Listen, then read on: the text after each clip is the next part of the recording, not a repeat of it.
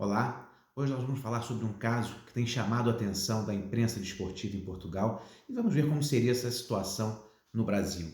O atleta João Palhinha, que defende o Sporting, recebeu o quinto cartão amarelo no jogo contra o Boa Vista.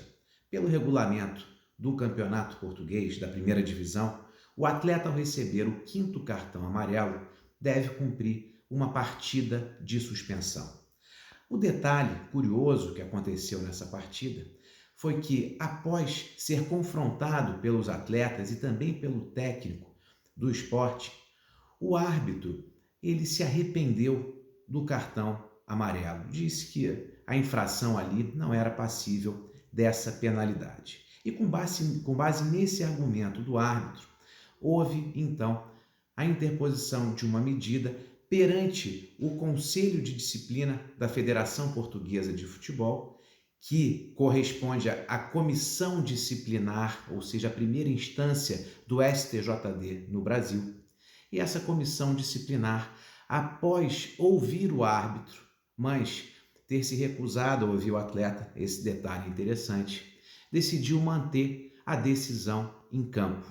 E, portanto, o atleta não poderia jogar o derby, o clássico, contra o Benfica, previsto para ser disputado na segunda-feira, dia 1º de fevereiro.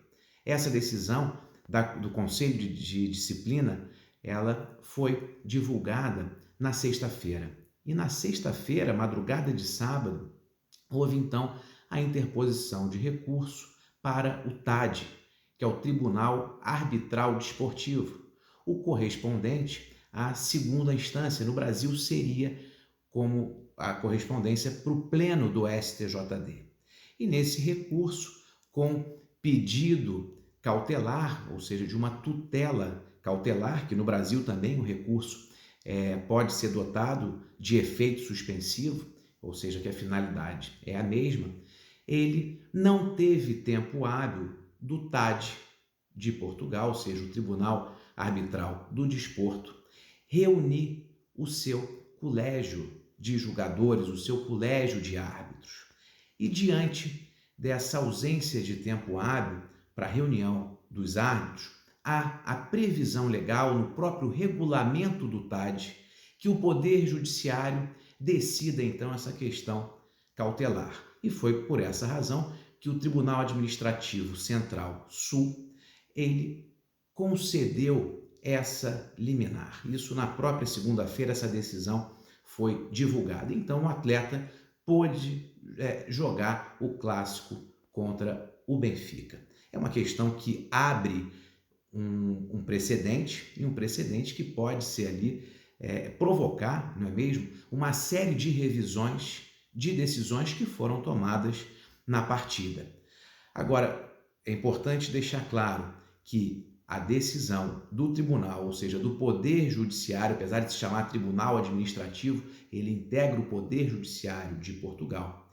Ele decidiu a questão com base numa possível alegação do cerceamento de defesa pela ausência da oitiva desse atleta, ou seja, esse atleta não foi ouvido. Agora, no Brasil, essa situação não seria possível. Por quê? O Poder Judiciário não pode intervir em questão desportiva relacionada à organização do campeonato e à disciplina enquanto a Justiça Desportiva não tiver exaurido a sua jurisdição. Essa previsão consta da Constituição da República Federativa do Brasil, no artigo 217. Portanto, seria impensável a Justiça Comum, o Poder Judiciário, dar uma decisão nesse sentido. Caberia ao STJD, de qualquer maneira, através do próprio relator, conceder ou não o efeito suspensivo. E por que o precedente é perigoso? Porque estamos diante de um típico erro de fato na análise do juiz. E por que erro de fato e não erro de direito? O erro de direito é aquele quando há uma infração na própria regra da competição. Por exemplo, um time que disputa o campeonato com 12 jogadores. Isso é um erro de direito e, portanto, a partida é passível de anulação. Um erro de fato é, por exemplo, aquele caso clássico do gol do Maradona contra a Inglaterra na Copa de 1986. Esse é um erro de fato. No Brasil, isso poderia ensejar um processo, ou seja, uma denúncia contra o árbitro, e ele responderia perante a Justiça Desportiva. Vejam, por exemplo, que a situação no Brasil é uma e a previsão legal e regulamentar em Portugal é outra. Mas essa questão relacionada a erro de fato e erro de direito sempre vem à tona. E uma comparação que podemos fazer foi no recente jogo entre Vasco e Bahia, onde existe ali uma discussão de uma expulsão do jogador do Bahia por uma entrada violenta no atleta do Vasco. Essas questões relacionadas a erro de fato e de direito merecem ali uma atenção maior. Então, aguardo aqui a opinião de vocês, bem como sugestões para os próximos debates. Vamos juntos, conversando sobre o direito desportivo. Até a próxima.